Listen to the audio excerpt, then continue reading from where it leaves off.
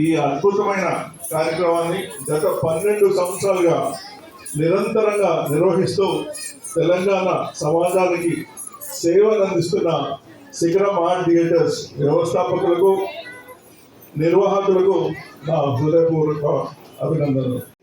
ఏ రాష్ట్రాన్నైనా కేవలం ప్రభుత్వాలు సాధన కోసం తమ ప్రాణాలను అర్పించిన అమరవీరులకు, ఉద్యమంలో పాల్గొన్న ప్రతి ఉద్యమకారుని, విద్యార్థిని, ప్రజా సంఘాన్ని స్మరించుకోవడం మన బాధ్యత.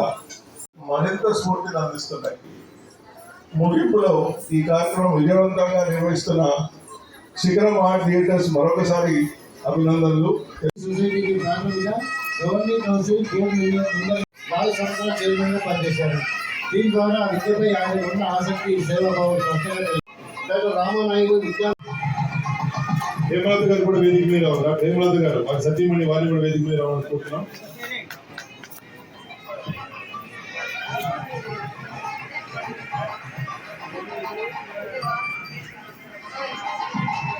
Yes, sir.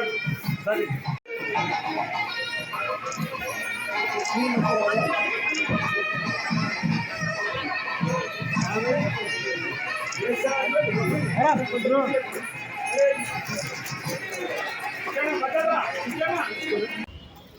ఇవాళ మా జీవితం నిజంగా ధన్యమైంది. ఎంత మంచి ప్రోగ్రామ్ నన్ను పిలిచి నాకు సన్మానం చేసేందుకు. అది కాకుండా మేము ఒక్కడే ప్రజలు కోరుతుంది, అందరినీ కోరుకుంటే ఏమిటంటే మానవత్వం. ప్రతి వాళ్ళు మనకు తను చేయగలిగినంత సహాయం చేయాలి. తర్వాత విద్యాదానం, తర్వాత అన్నదానం, ఈ రెండు మహోత్తరమైనవి. మనకి తెలిసిన వాళ్ళకి కానీ చిన్నాళ్ళ కళాకృతులు ఇవ్వాలని అద్భుతపరిచినాయి. ఇటువంటి సామాజిక వ్యవస్థలు మరిన్ని పైకి రావాలని నేను కోరుకుంటున్నాను. Thank you sir. ఆయన పేరు చెప్తే మనకు వైబ్రేషన్ వస్తుంది.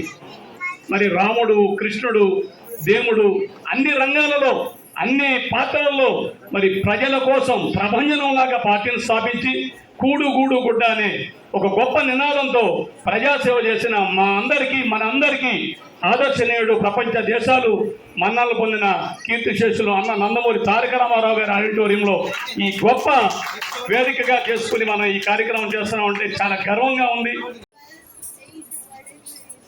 ఆత్మీయ అతిథి సాయిబాబు చౌదరి గారు, హితులు, సన్నిహితులు, మనందరి శ్రేయోభిలాషులు సభాధ్యక్షత వహించిన 1964 సంవత్సరంలో తర్వాత ఈ 10 ఏళ్లలో కాస్త ఒడిదుడుకు లోనయ్యి 37వ ర్యాంకుకు పడిపోయింది, 6వ స్థానాన్ని నుంచి. ఇంకా గుర్తుపెట్టుకున్నందుకు చాలా థ్యాంక్ యూ. నేను జస్ట్ గవర్నమెంట్లో పనిచేస్తున్నాను అంతే, కానీ మనం ఇంకా నలుగురికి ఇంకా సాయం చేయాలనే స్ఫూర్తి మెయిన్గా చక్రపాణి గారు లాంటి వాళ్ళని చూసినప్పుడే కలుగుతూ ఉంటుంది. థ్యాంక్ యూ సో మచ్ నన్ను ఈ అవార్డుకి చేసినందుకు. మనకి పండుగలు జరుగుతాయి. ఆ పండుగలలో మీలాంటి చిన్నారులకి నృత్య ప్రదర్శనకి లేదా కచేరీలకి లేదా విభావాలకి మంచి అవకాశాలు ఉంటాయి. నా వంతుగా సభాముఖంగా సభా వేదిక మీద నుంచి చక్రపాణి గారి ద్వారా మీ అందరికీ చెప్పదలుచుకున్నది ఏంటంటే, ఈసారి వచ్చే పండుగలకి ఇక్కడి నుంచి మనం ఈ ప్రతిభని మంచి ఆధ్యాత్మిక ప్రదేశమైన శ్రీశైలంలో ప్రదర్శనలు ఇద్దాం. పార్వతీ పరమేశ్వరుల యొక్క అనుగ్రహంతో ఇంకా ముందుకు వెళ్ళడానికి ప్రయత్నం చేద్దాం. యాక్టివ్గా ఉండండి. తర్వాత అవిరేణి సహస్ర. నమస్కారం అండి. ఈ రోజున తెలంగాణ పుష్కర మహోత్సవాల సందర్భంగా శ్రీమతి నాగమల్లీశ్వరి గారికి వారు అవార్డు ఇచ్చిన సందర్భంగా మా అందరికీ కూడా తారనాక వివాహమైన విషయం మేమందరం కూడా సంతోషిస్తున్నాం. ఆవిడ ఈ సేవా కార్యక్రమాల్లో మమేకం చెందినటువంటి వ్యక్తి. మొట్టమొదట చలివేంద్రం స్థాపించారు.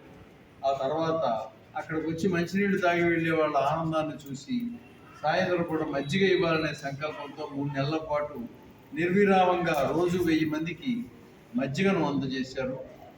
ఈ సేవా కార్యక్రమంతో పాటు వారు తారక కళ్యాణ వేదిక పేరుతో సుమారుగా 12,500 మంది వారి దగ్గర సభ్యులుగా ఉన్నారు. అలాగే సుమారుగా ఒక 5,000 పైచిలకు వివాహాలు వారి చేతి మీదుగా జరిగాయి. అయితే ఎవరి దగ్గర కూడా వారు ఒక పైసా కూడా ఆశించలేదు. ఎదురు వారే ఖర్చు